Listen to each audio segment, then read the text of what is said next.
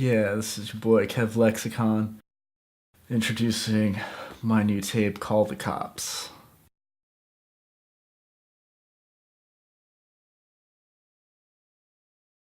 Call the Cops was recorded on May 3rd, 2018, in a one-take freestyle over Pope Quiet Tha Loudmouth's White Elephant Paradox beat tape.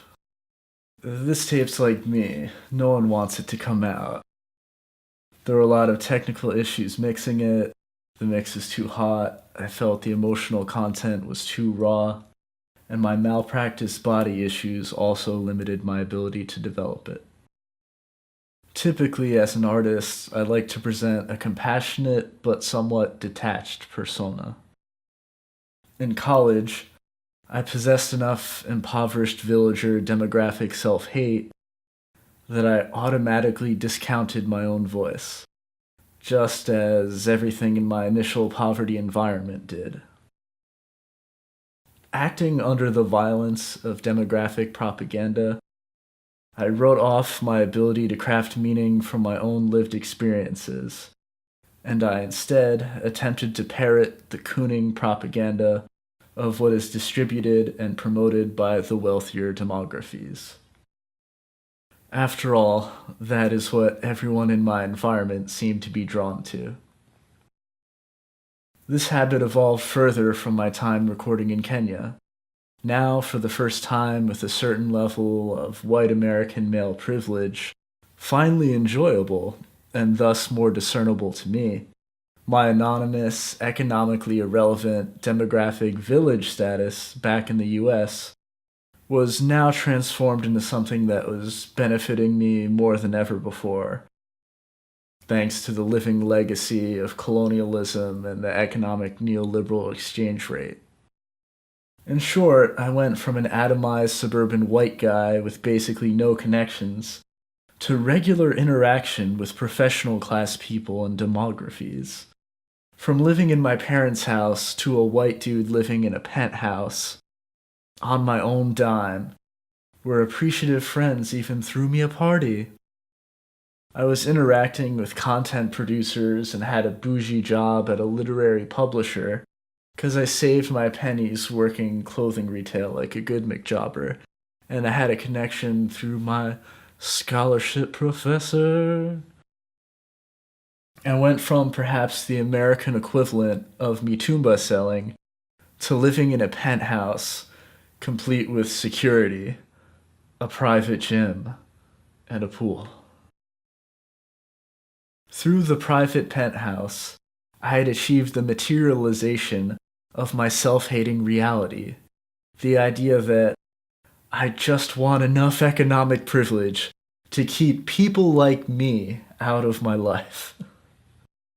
When I live in the penthouse in Kenya, I am relieved I am finally in a position to economically flex, to where I've actualized the idea I just want enough economic privilege to keep people like me out of my life. It was a life-altering experience. I left my mother village in British East America with no connections to Kenya or anywhere. With some capital I'd earned, I was now living in a penthouse on my own dime. I felt a sense of independence and autonomy that I'd never felt as an economic prisoner of my post-industrial Manville, New Jersey suburb. Through my economic and geographic expat relocation, I was now a person other people wanted to be around. The perception of my personal and, more relevantly, demographic wealth in Kenya drastically changed all of my interactions with people, and justifiably so, as economic colonialism means, as an American, I benefited from the exchange rate. Sex with dime pieces, invitations to clannish parties in the gated communities, even job offers that involved my brain instead of my hands, all suddenly materialized. There were limits, of course. I would fail in my attempts to pitch dick to wealthy African gals from helicopter parents type demographies. As much as I would almost always fail with the same Hamptons demographies during my time at an elite private school on scholarship. While I could assist with transportation, alcohol, and shashamane fees to get my hip-hop friends organized for some African socialism, the ceiling to my spending was eventually found out. I still couldn't pick up those wealthy Gazprom, Rosneft Russian broads in the KK club, even in Nairobi. Okay? You know, the same clubs that wouldn't let Ekuri Turkana in for wearing his native gear or Scobo for wearing sweatpants. And like how most clubs would let my female African partners in as long as they were accompanied by my white privileged demo body. Shouts of Malaya as we walked through the streets of Mombasa. But I felt great. I was regularly providing dick distribution services to model gals I'd been propagandized my whole life into believing were out of my league. This meant a lot in my early 20s, when hormones were more relevant to a poor white than future planning. Of course, I wasn't getting paid at my job. I was an intern. And to be fair, I completely lacked the conceptual tools to figure out how to make myself economically useful to my employers or myself. This clanufactured uselessness was an inevitable result of the programmed economic failure of my demography, and also a result of the presumption of demographic wealth and literacy during my elite private college education. Right? You're all supposed to know this because your whole demography knows this. Not for this poor white. There was also, of course, the programmed segregationist demographic hostility and general atmosphere of economic antagonism between the professional classes and Mshamba Halisi kama mimi. So yeah, there's a lot working against me, I guess you could say. Ironically, it was through hip-hop, going to the not-so-bougie areas, that I began to see a path for usefulness. Seeing Ananda A. World and Cactus Kusini shoot videos DIY proved to me that it could be done, even with a village budget. I was able to step foot in recording studios and even get free services, which was never on the table in America. All this thanks to economic status and perceptions of demographic privilege. But it wasn't all just demographic cynicism enabling my interaction. The reason I went to Kenya goes back to when I was reading Kwani publications in college. I had determined bougie black American writers weren't black enough, so I sought African content. African. I felt a kind of economic kinship with the suffering poors, described, of course by proxy, by the categorically published Unibrats. And the translated speech of Kalamashaka and Kitu Sewer and other voices were articulating things I felt and acted long before I had the ability to conceptualize them. As an atomized, segregated, poor white villager, I inevitably caved to the newfound demographic privilege.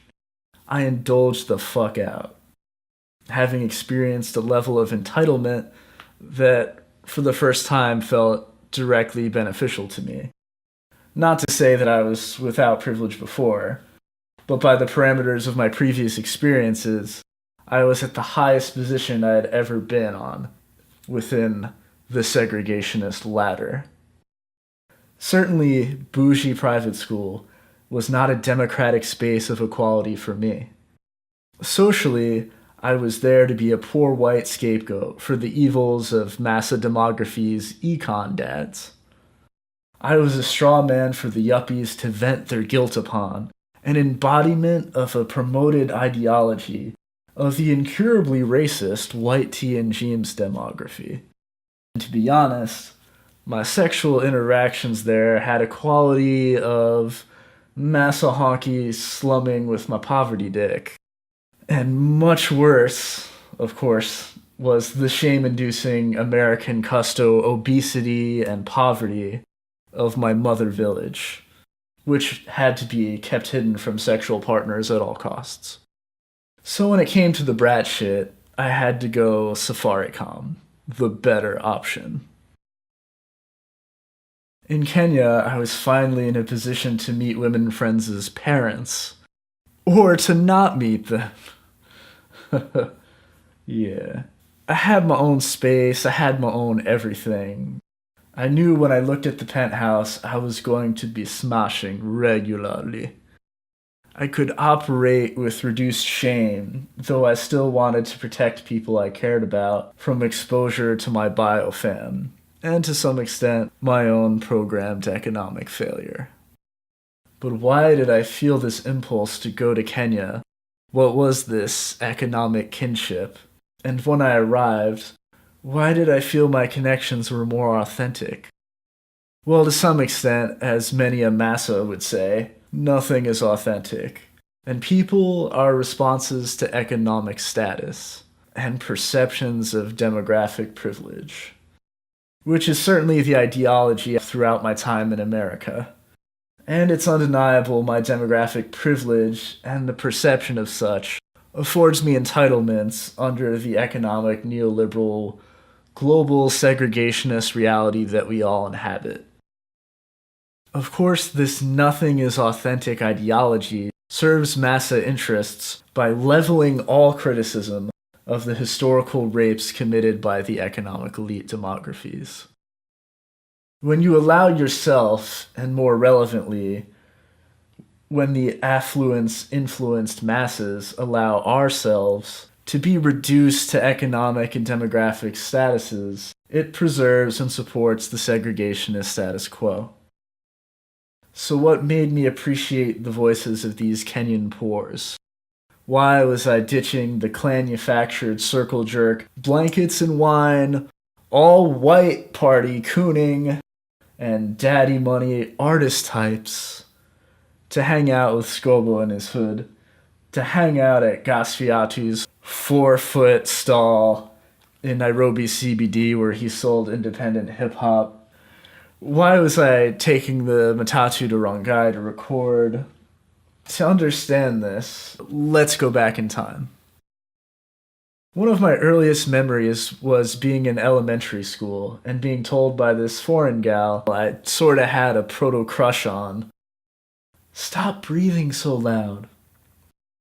The night prior, a combination of my poorly heated housing, the kind of asthma that is your birthright when you're born in the former site of the world's largest asbestos manufacturer, and a personal inventory of about 40 unique allergies, had given your boy some breathing problems. It's funny how the narrative of your life sorta conforms itself to whatever node you're in at a given moment. The memory of my childhood is lost in what I would now identify as a kind of depression blur. Can a factory farm pig love its children like a pig that owns businesses and land? When I was an expat in Kenya, coming off my time working again for below minimum wage for a college buddy's family's nonprofit in Aspen, Colorado, coming off my time on scholarship schooling with the spawn of a bunch of international tax-dodging massa demos, I felt that I was on a trajectory of adult autonomy and improvement and dramatic increases to my quality of life. Back in my childhood, I guess as a kid, I was forced into an awareness that maybe most people lacked. The allergies I was born with, in a way, were not super different from being born into an intergenerationally impoverished demography, in that they had left me segregated from my peers. Sitting on the stage floor of the auditorium some 100 feet away, I watched my peers eat their lunch in social bliss. I could not eat the school lunches, as they could not be trusted to not kill me. It was my responsibility to read the ingredients on the food to make sure it did not contain peanuts or traces of peanuts. So, of necessity, I become a reader. My lunches from home were looted by bullies, eventually given away without resistance. I felt the public school wasn't intellectually challenging me enough and threw a tantrum about it. In my 1 year at Catholic school, kids would carve Jew and the Star of David into my notebook. This was funny because later in elite private college, I was declared not a Jew.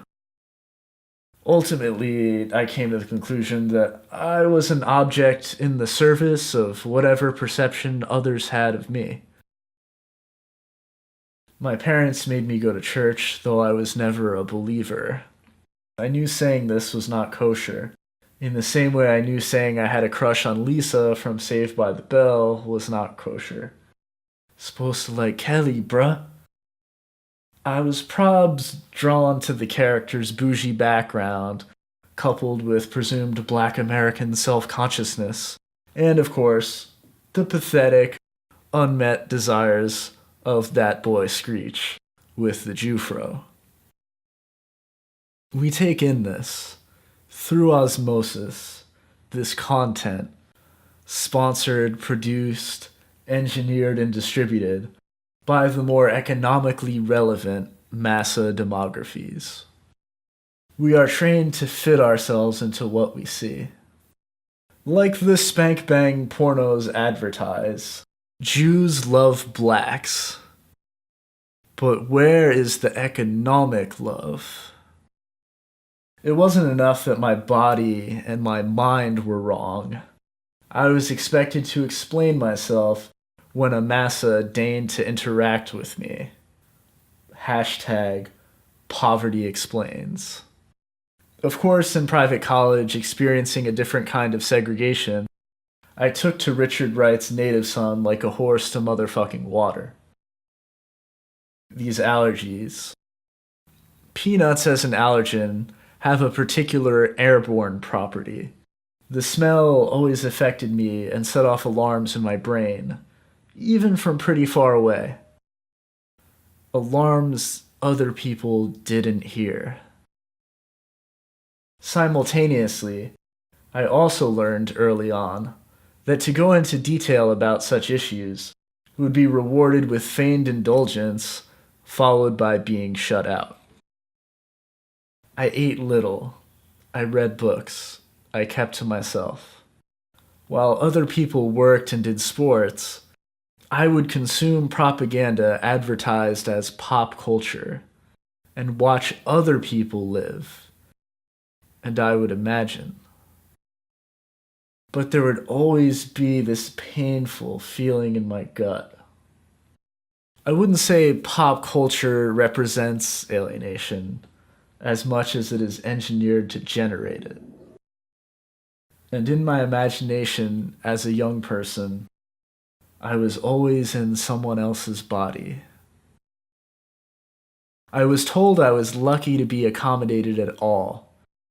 Not always in words, but certainly in looks, breaths, and other currencies of middle-class performed pathos. I was operating under the pressure of constant reading. I needed to read the ingredients of everything I consumed. I noticed most packaged foods were the same. I noticed people were the same. I was alone in this body, watching other people live, dreaming I was somebody else. probably blonde and white, muscular. I would develop a sensitivity. I still fell into the same custo traps as the rest of my post-industrial poor white demography. Perhaps even harder, as there was less productive self-awareness. Less other people checking my flaws. Less other people. At the same time, my intellect was commodified.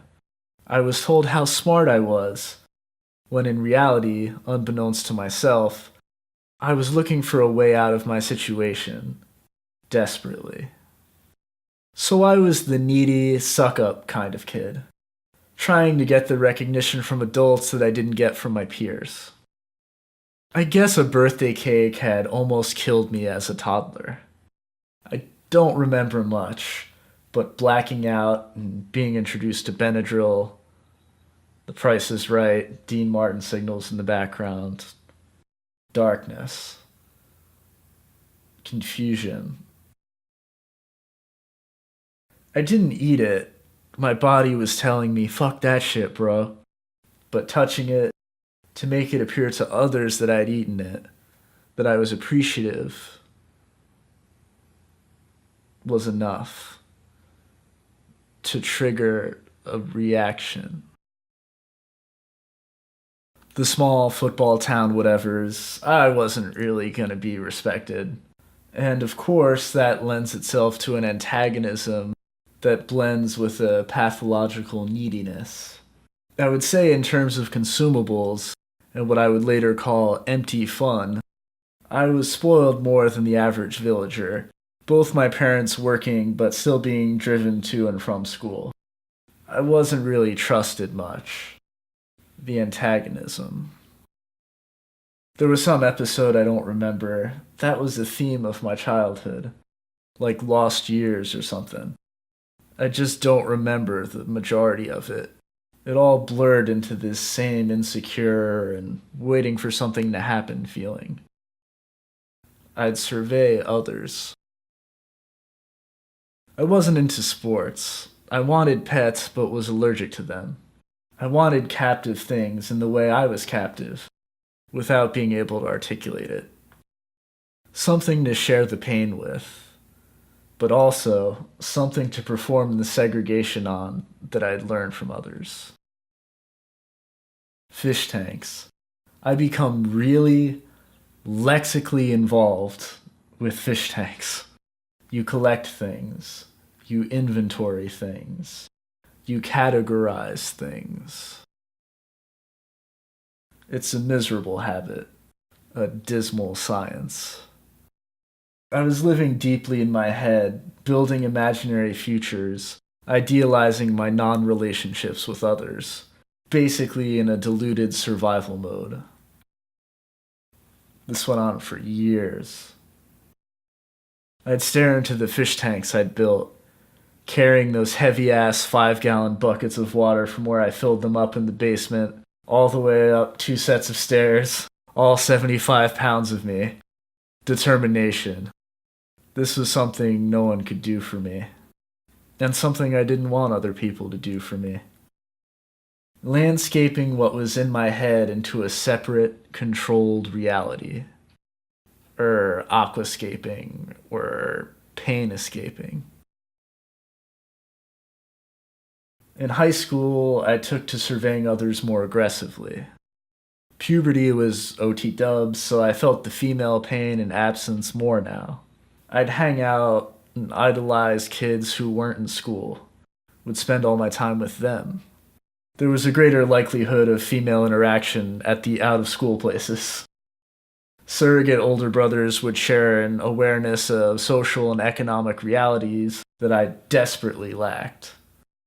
Some teachers attempted to steer me towards something less custo-y, clearly sensing my inner need for compassion and my inability to get that from my age group or at home. When would the watching end and the living begin? I was drawn to the rage in the Eminem fad, readily becoming a half-understood custo edgelord. Barriers of social terror. knowing that I'm lacking something everyone is supposed to have. Sexual desire, guitar, writing my feelings. Headphones, private prison.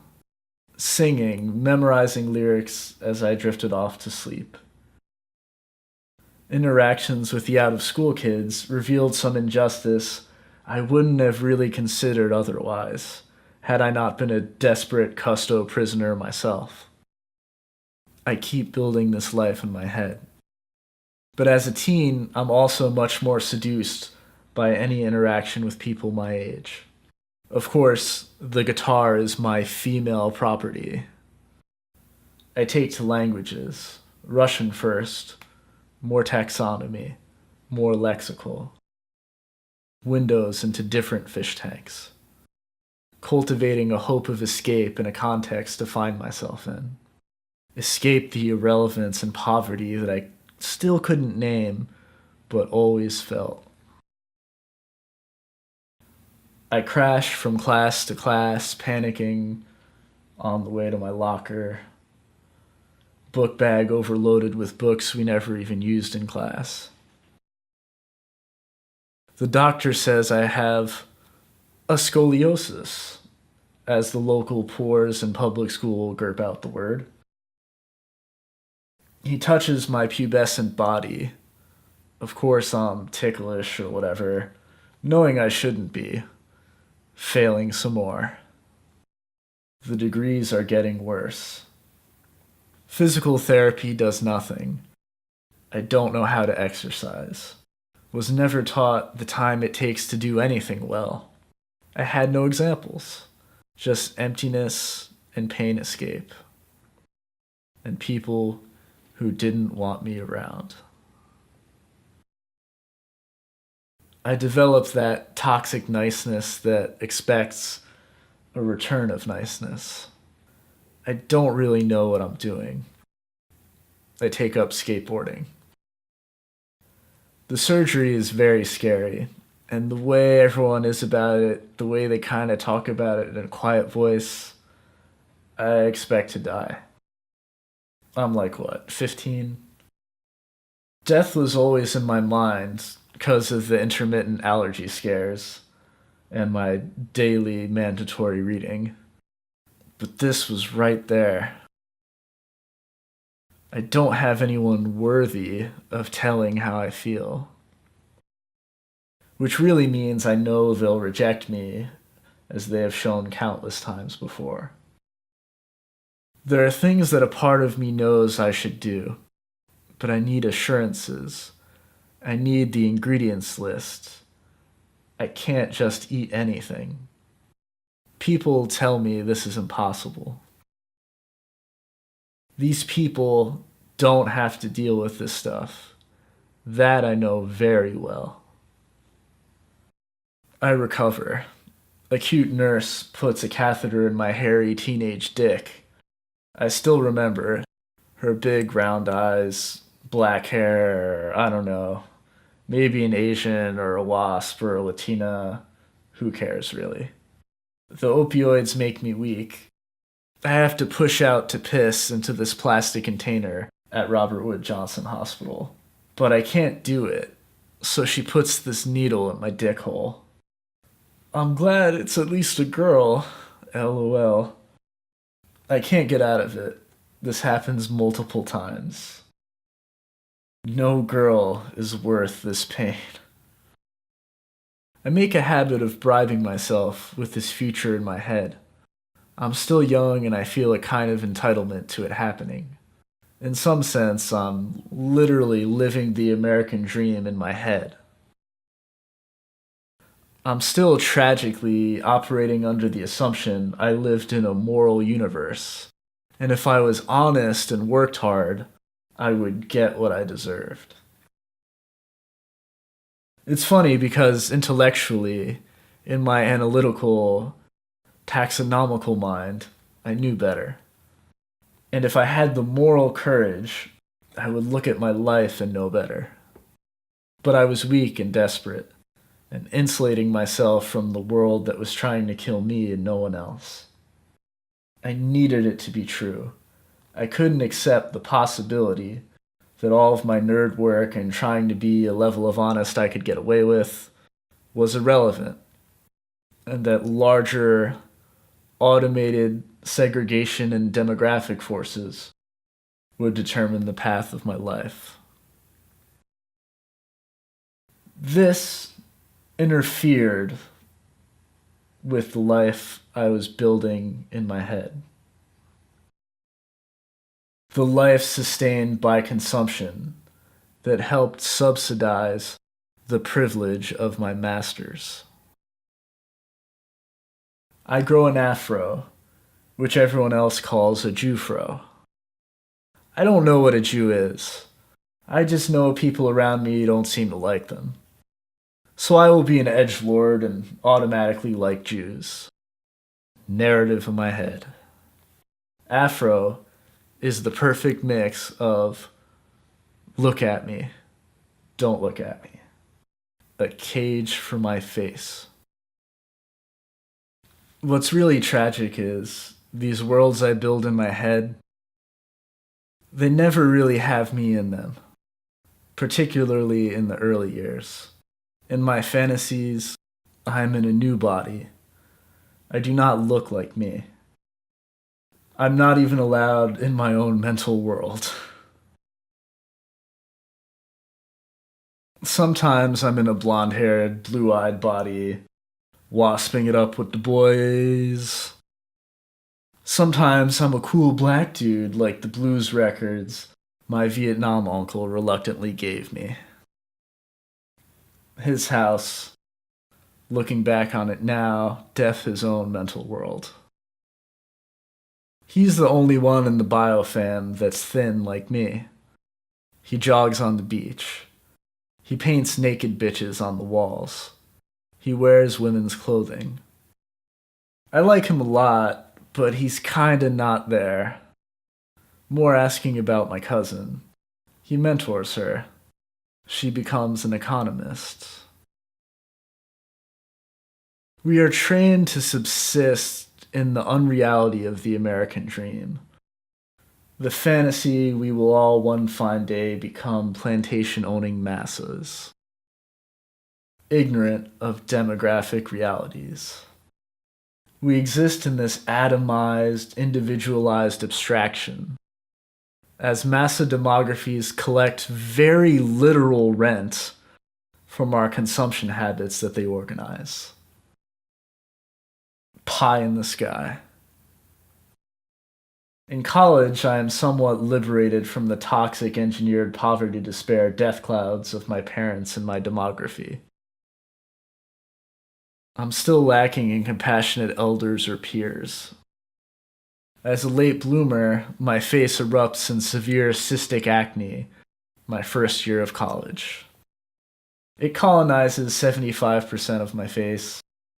I don't know what to do.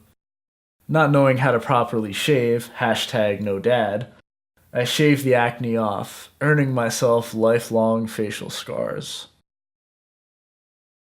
Of all the people who see my bleeding face day in, day out, only Carl, the black janitor in the private school, that I talk Africa stuff with regularly, has the moral courage to say, "Hey, noticed you have a problem with acne. You can go to the health services office that's part of the college and get treatment."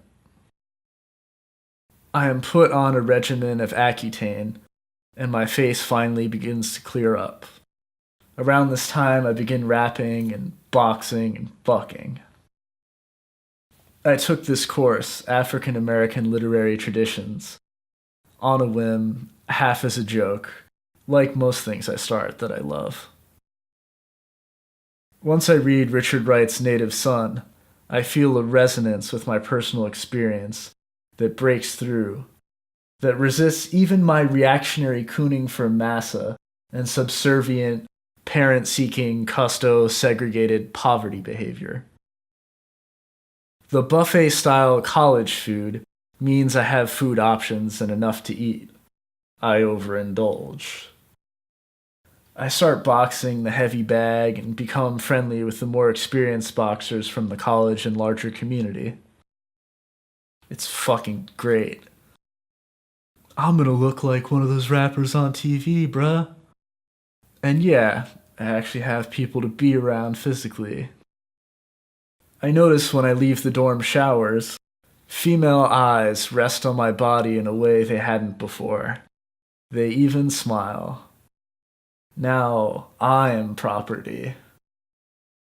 But it takes a while for the mind to catch up. I navigate my first sexual relationships with the expected demographic insecurity and passivity.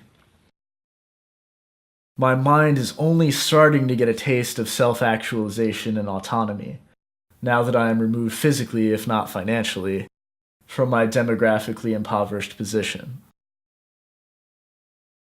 In the aftermath of inevitable breakups, I take my first drag of a joint and begin rapping with some friends, half as a joke. I had always parroted lines from the Eminem fad and other pop culture whatevers. There was always a lexicon ready to go. Memorizing alt-rock songs as an adolescent, etc., etc.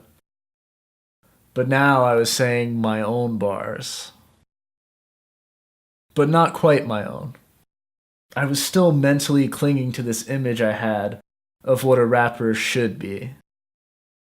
As I was removed from my atomized American suburban village, and now surrounded by demographies of privilege, genealogies of investor parents who own businesses and land, my historical awareness grew.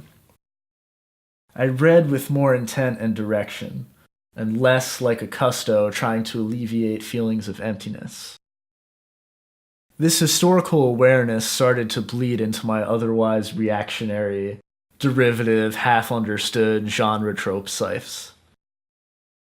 My appreciation of Richard Wright and his escape from Amerikkka inspired me to leave the country. I signed up for intensive French. I made this decision too late in the day to get into Spanish intensive, and hadn't yet developed the professional class skill of learning how to learn things. So my Russian was underdeveloped. But I'm still grateful for it, because it just got my foot in the door with learning languages.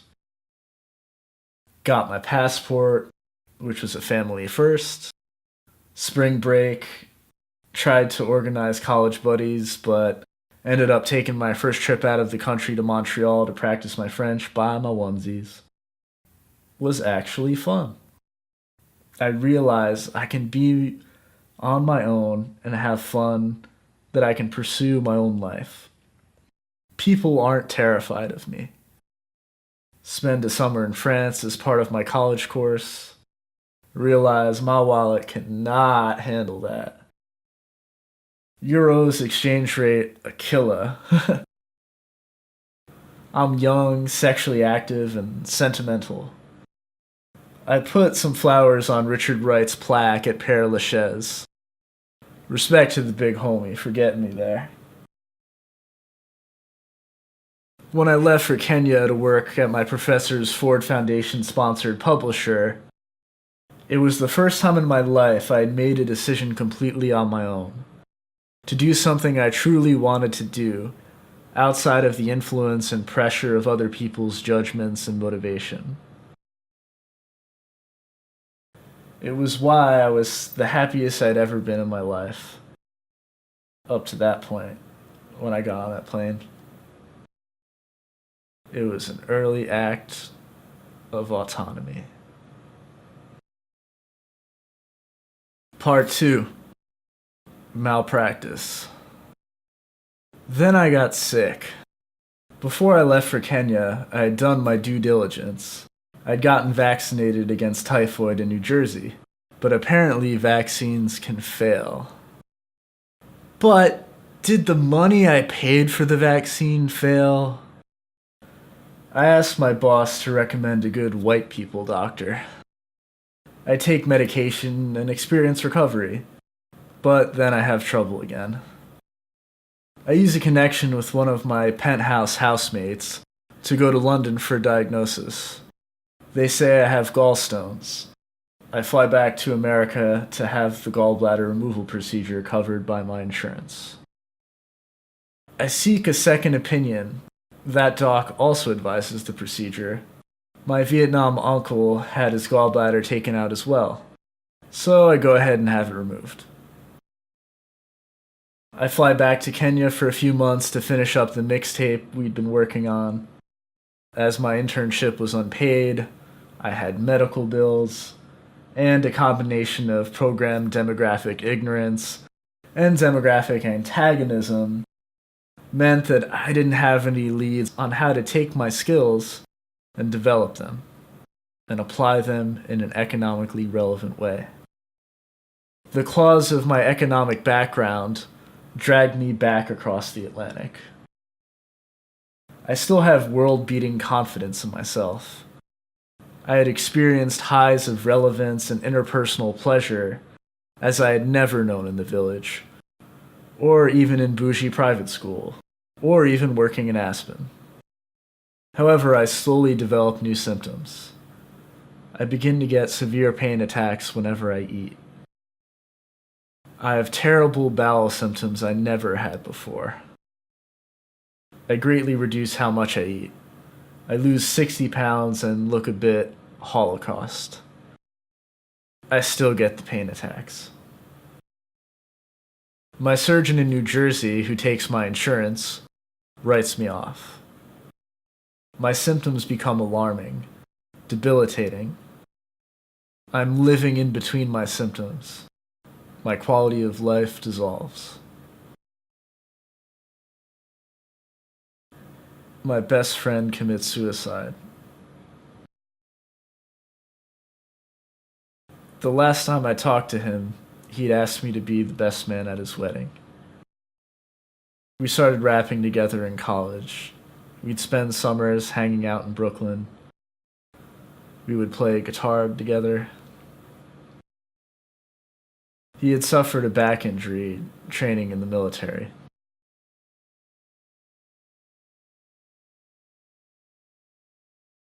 When I go to Mayo Clinic, I'm told this is the place for the best treatment in the world.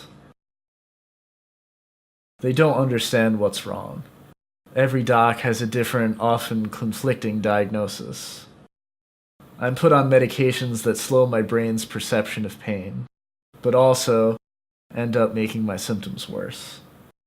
The pills essentially decrease my mental function without improving my quality of life, and they are expensive. I ask for disability assistance, but my doctors refuse to back me. After about 3 years of doctor chasing and poisonous hope, the period of around 2012-2015, the last doctor recommendation is to see a hypnotist. At this point, I am forced, raped, into accepting that they're just cooning me. This was difficult for me to accept. I was raised to treat doctors, more accurately, the privileged demographies that can become doctors, with great deference. I even wanted to become one at some point, though my dyscalculia got in the way. But my lived experiences in my body could not be denied. Their rhetoric was irrelevant, their actions ultimately destructive. And they made money off of it, while denying me access to a basic level of support to sustain myself, even in a manner much lower than what I was worth. I'm aware there are people who have these operations and are fine. This is irrelevant to what was done to my body. The symptoms I developed were typical of post-cholecystectomy syndrome, a chronic illness that develops after gallbladder removal surgery. With my personal health in extreme decline and the doctors being of no positive use and my friend's suicide, I had a lot of negative things going on. And as is typical of an atomized American villager, living under economic and demographic segregation, I am without support.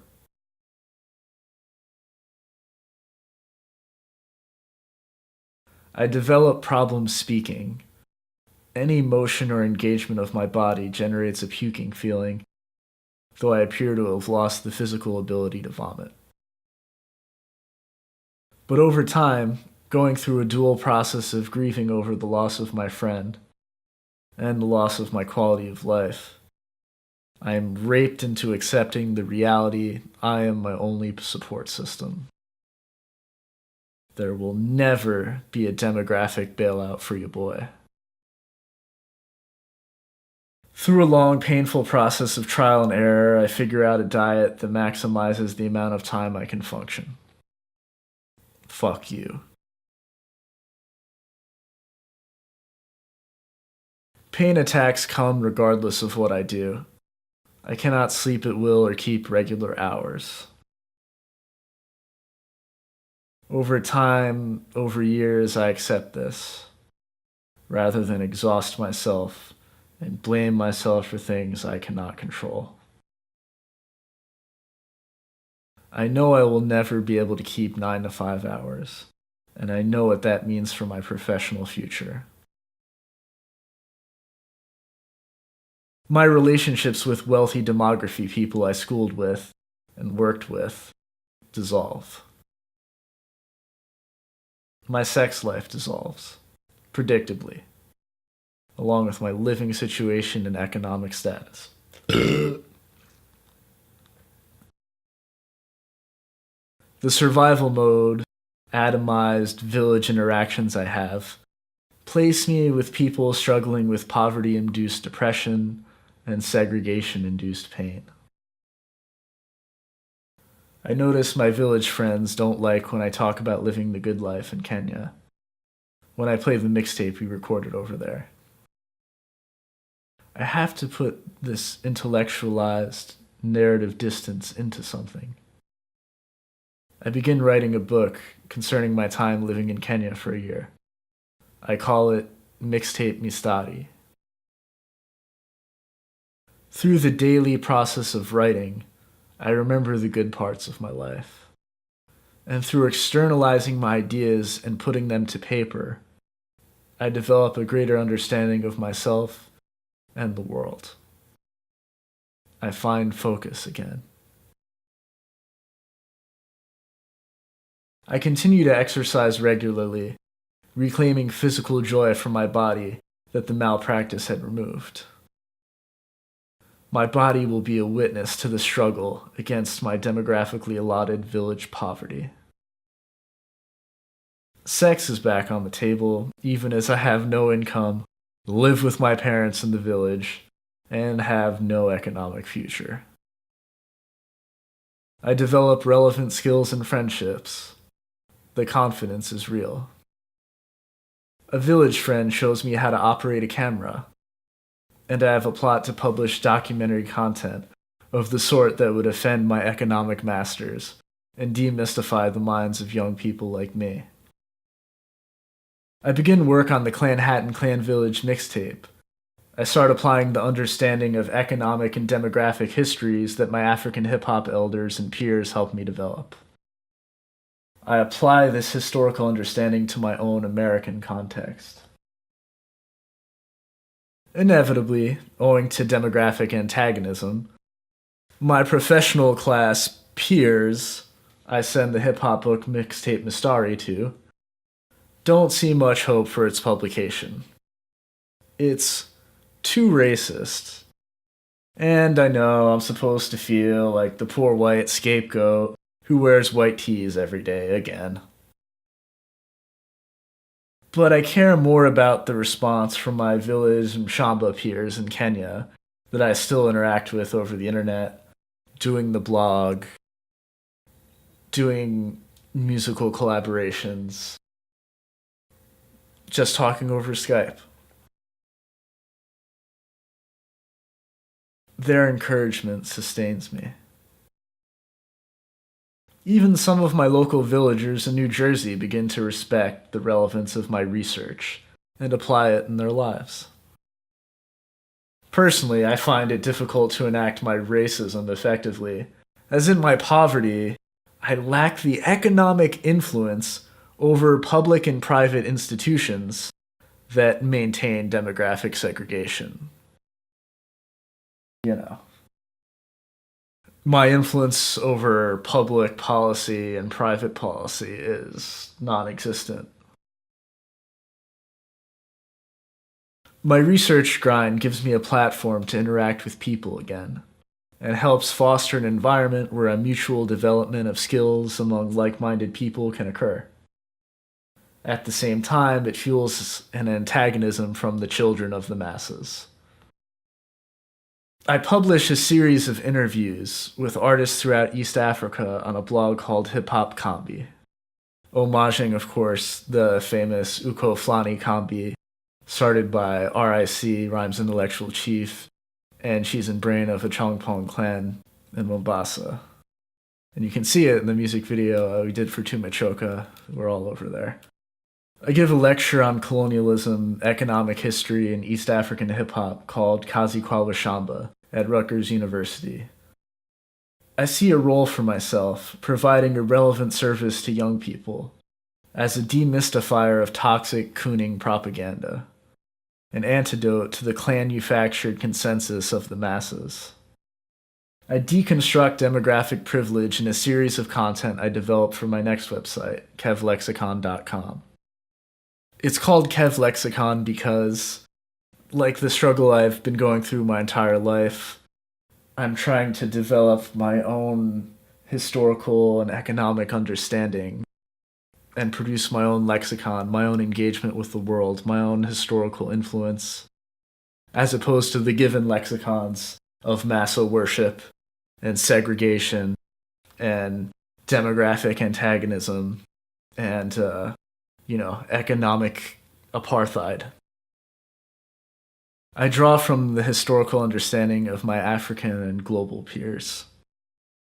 Though I am physically and economically immobilized thanks to medical malpractice, I develop a new literacy of filmmaking. My music video content gets more and more relevant to villagers, and I feel more authentically represented developing my own content than by any of the cooning promotional materials sponsored and distributed by massa demographies. I provide video services.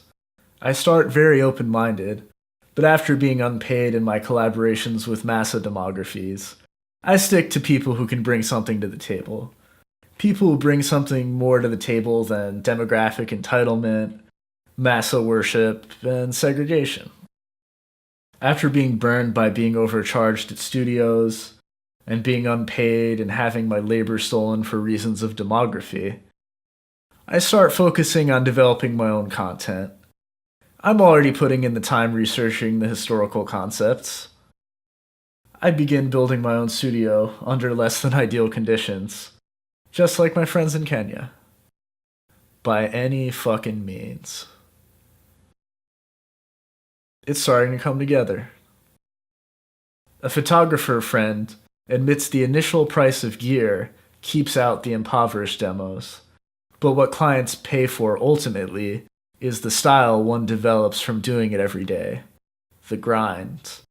Content that has direction, intent, relevance. As a malpractice poor, I know the price of the best gear will likely be forever out of reach. But my ability to develop a style and direction is something I know I'm capable of, having done so when I wrote my book, my hip-hop book, Mixtape Mistari. I start treating film like research. Despite living in abject poverty with not enough money to purchase the kind of food my malpractice body now requires, I developed a method. I watch movies from the library and take thorough notes. I look into not just the content, but how the content was produced, why the content was produced, who it's produced by, how they achieve their effects in the craft of filmmaking, how they manipulate the audience, how they sell their ideologies. I look into the demographic backgrounds of the content producers, their early lives, and how they got their start in the business. I begin to develop a historical framework of filmmaking. I don't watch to be entertained. I watch to deconstruct the methods of the content producers, and thereby also deconstruct the ideological and economic motivations of their sponsors. This newfound visual literacy paired well with my writerly literacy, and the deconstructions actually increased my enjoyment of content and deepened my mind as I had another angle, another lens through which to both view the world and project my own influence upon it. I had added a tool to my bag. I had increased both my economic value and my personal means towards self-actualization. Though, of course, this is always necessarily hamstrung by the larger historical demographic forces of segregation. I begin to feel more inoculated from the cooning of the masses. I don't respond to the cooning of uni-brats whose parents own slaves, invested in slavery, and manipulate global finance to maintain segregation. If an butch, a maid, and writer like Eva Kasaya can dig what I'm saying, that's enough relevance for me. The brats, their hostility is categorical, as they categorically benefit economically from our enslavement and segregation. My hip-hop friend Scobo dies because he could not afford hospital fees. I am preparing to leave the village again. I save grocery money. Let me bang some fine gals in Trinidad. LOL. The spinal fusion surgery I had for scoliosis when I was 15, which fused metal rods to my thoracic spine, breaks for no apparent reason. Despite my developed physique, immediately after the rods break, I develop muscle weakness and severe nerve pain. I develop problems being able to initiate urination. I see spine doctors immediately. They coon and say I'm fine. The x-rays reveal the rods have broken out of position, but they say I should be okay. As my situation gets worse, I see a series of spine doctors. Knowing my poverty insurance effectively prevents me from getting the best possible care for my forever spine. The doctors prescribe physical therapy. This makes my spine go from awful to worse. I lose the ability to walk for even just 30 minutes. I develop permanent eye damage after taking prescribed medication.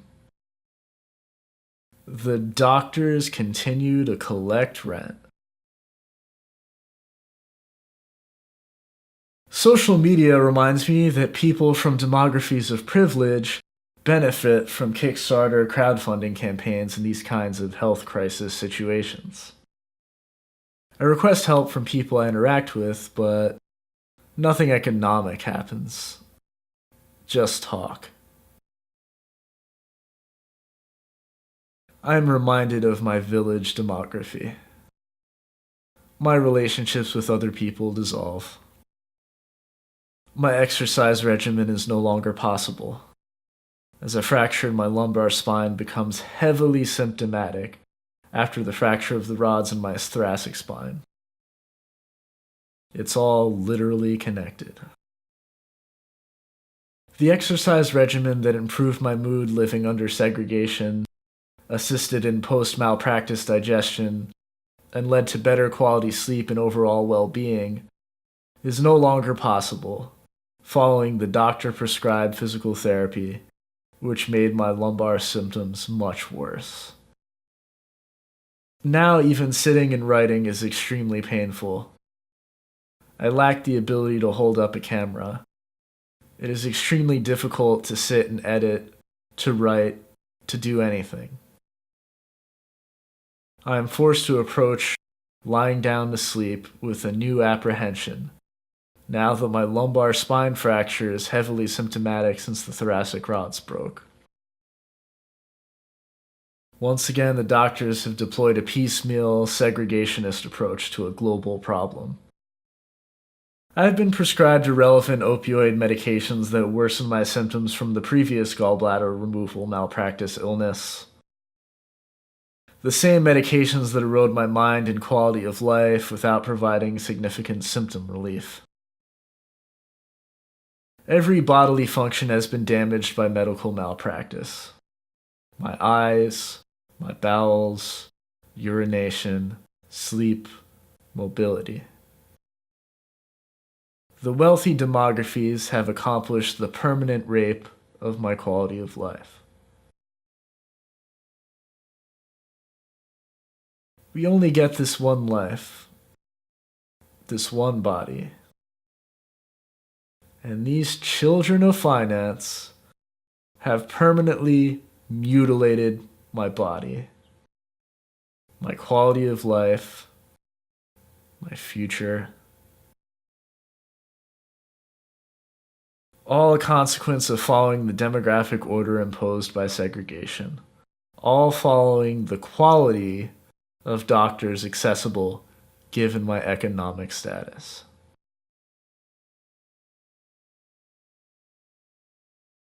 In the news, black people continue to be murdered by the agents of public institutions. These institutions are, of course, organized by politicians, financed by the private capital of economic elite demographies. Part 3. Releasing Call the Cops. This tape is like me. No one wanted it to come out. I am less than about a year into having my own studio, and a lot of time has been stolen by the medical malpractice reality that determines the parameters of all of my actions. I recorded this tape as a freestyle, in one long take, on the day my vision was permanently damaged by prescribed medication. Vision that had been 20/20 prior to taking the medication. That's why the first song riffs on the idea of bottles and lights, prescription bottles, and the light that's been lost in my fucking eyes.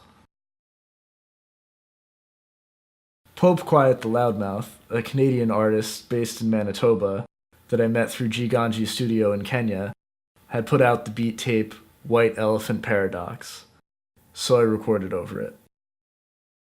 When I listened to the recording, my initial response was, "This is too personal. This is angry kid screaming. It's too emotional, too raw. This is the kind of thing that you just record and it's just, it's like it's just for me. These are not the kind of songs you can sell alcohol and cars with." When I sent it to Pope, he said it had to feel like I was just talking to him. So maybe there was something relevant there.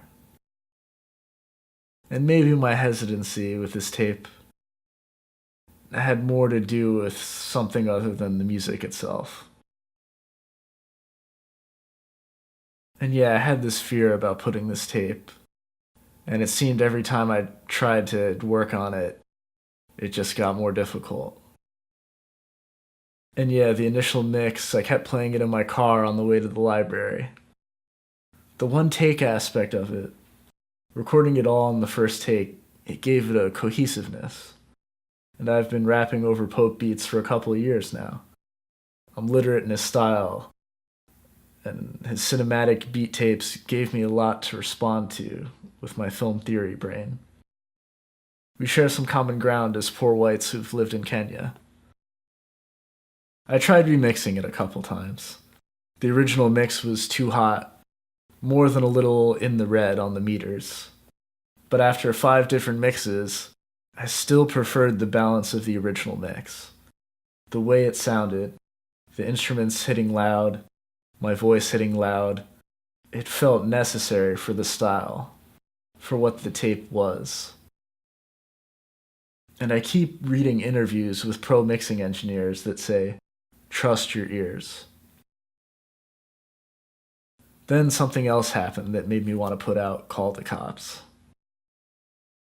I played this other song I recorded and produced to a friend in the car. He says I should put some compression on the vocals or something. Bring the vocals up. But as a producer, I had already done a couple different mixes of the song and decided on this particular one. This song is about a recurring dream I have, where I'm in a room with a bunch of doctors, and I can't move beyond the room. I'm paralyzed in the way people are paralyzed in dreams. But I can see through the walls, past the grinning doctors in their professional gear. On the other side of the wall, in the next room, is the African proverbial gal of my dreams. And in this dream I keep having, I'm always trying to get back to this gal. And the more I move, it doesn't matter. The distance is always maintained. The closer I feel, doesn't matter. Ending is always the same. I wake up in my parents' house. When I recorded this song, the first take, something glitched out and I lost it. But I'm an adult. You just have to keep showing up to do it and not rely on any one take. No one act can define you. Only a series of actions can build something really worthwhile. When I go to the library every day to research, to write, edit video, whatever, most days my feelings are I do not want to go. But I know in a distant sense that I have much better odds of feeling more positive if I show up and try. On good days, the inertia of those days of showing up when I didn't want to enables me to find direction, which motivates me to go deeper. I do another take for the dream song, and it takes a little while to find my footing, but by the second verse, I have found the tone.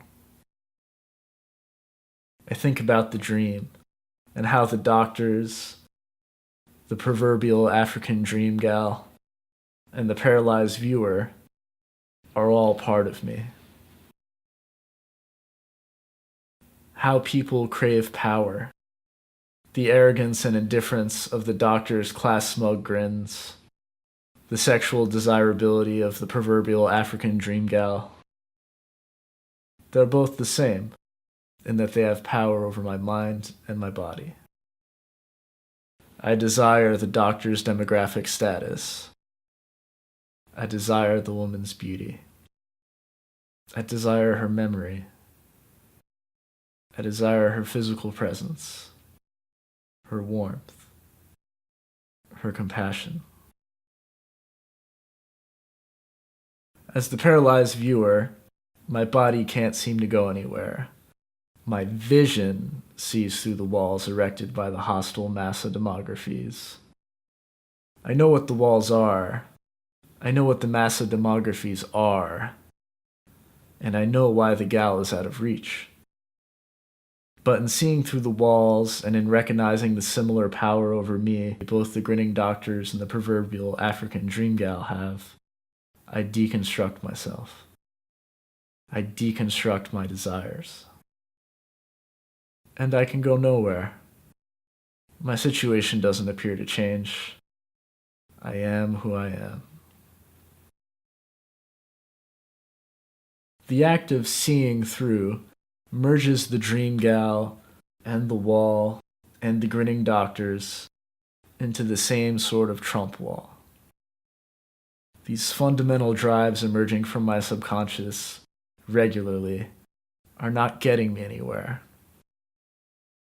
The seeing is knowing, and knowing is a kind of power, but I still physically go nowhere, and I am perpetually chasing what is impossible. I can state what I know, that I see the masses' grins in every wall, merging with every female. And there's a power in that awareness, and a threat to the masses. But for me, in my body as a person, I can never go anywhere. What I do now is for others, and I can only experience pleasure by proxy. I am the dehumanized viewer that I've always been. The walls will always be there. Knowing what they are doesn't make them not exist. I have no stake in these beautiful African futures. These beautiful African futures that never seem to come. What I do can go nowhere. I know from my research of economic histories I lack the sexual desirability, the economic status, the demographic support network, and the health privilege to be a sellable commodity, to be competitive in the free market. I lack the demographic status and institutional relevance to have any significant influence. The entirety of Massa Demography's walls of segregation have been in operation for centuries before my body was vomited out into the village. The knowledge exists in my head and institutionally underexposed in the capitalist physical and abstract digital spaces. There is no public space. When my friend says I should put the vocals up, I think to the second best mix I did for the Dream song. I'd made the instruments fatter, more distinct, louder, bigger. But bigger was not better for the song. It's a dream song, a song of whispers. When I delivered the second take, I intentionally made the vocals more threatening and creepy. I understood the direction I was headed in, and my conviction of seeing through the masses grinning in their segregationist walls needed to be delivered in a threatening manner, tempered with a creepy weak inflection and a vibrato that acknowledged my own desire for economic security and demographic privilege. This vocalized weakness also reflected my sexual desire for the dream gal and the despair of our separation. To have the vocals too big, too dominant, would obscure the power relations between the paralyzed viewer, the grinning doctors, and the proverbial African dream gal. It would have violated the subjectivity of the experience. It would have presented a false, detached, economically stakeless, interpersonally stakeless position that is impossible for everyone. This idea that Massa Demographies, that your Vice News, that you're The Economists, the idea that these people are objective is insane. Objectivity doesn't and never has exists when it comes to economic relations between people.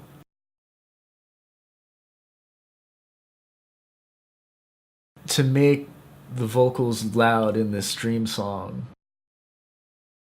to deny the whispers of the experience of the dream itself that I've had repeatedly, it would have just cheapened it. It would have made it like it didn't matter. It would have been like a pop song. Like just a smug, empty commercial thing. It just wasn't the right vibe for this song. Like, to make the song bigger would deny the nature of the whispers, of deeply held secret desires and vulnerabilities. It would cheapen what I want.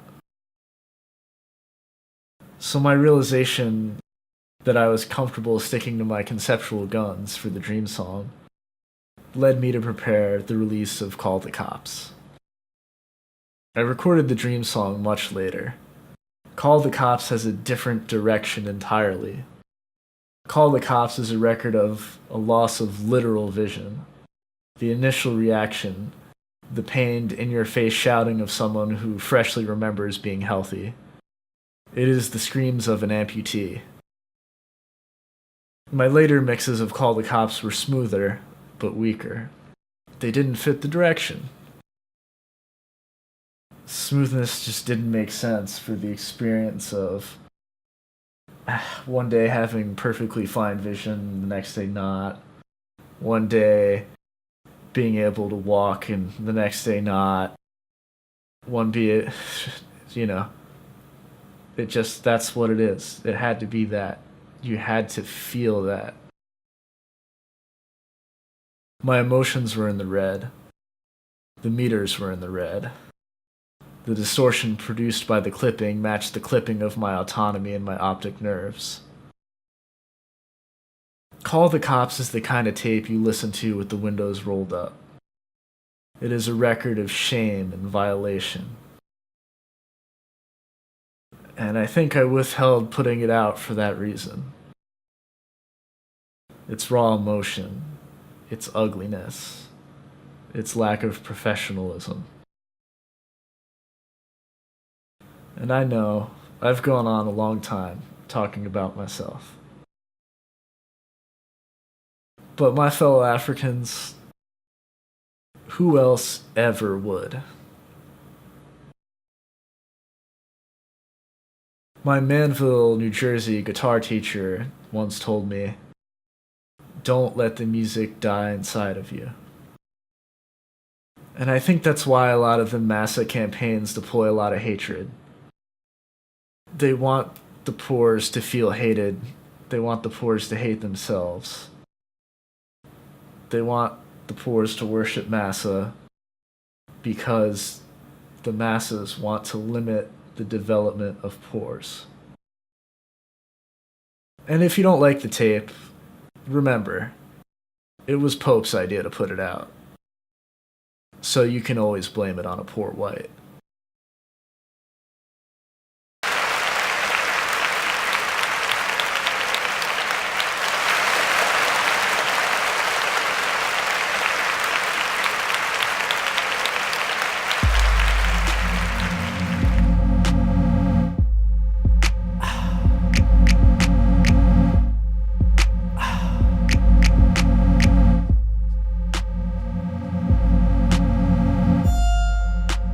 Always in my dreams, always a step away. You're always in my dreams, always a step away. You're always in my dreams, always a step away. You're always in my dreams, always a step away. I see you through the walls, I see you through the walls, I see you through the walls, I see you through the walls.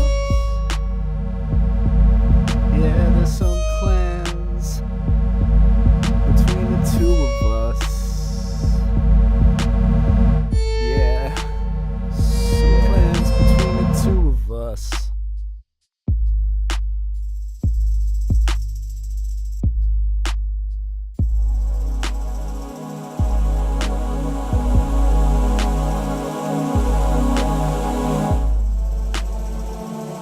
Scalpel.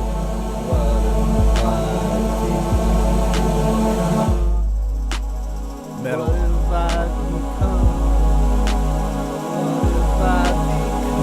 PhD. Superior ethnic. Capital. What if I become Infrastructure. What if I become Generations of privilege. What if I become Remember the last time I felt the flesh.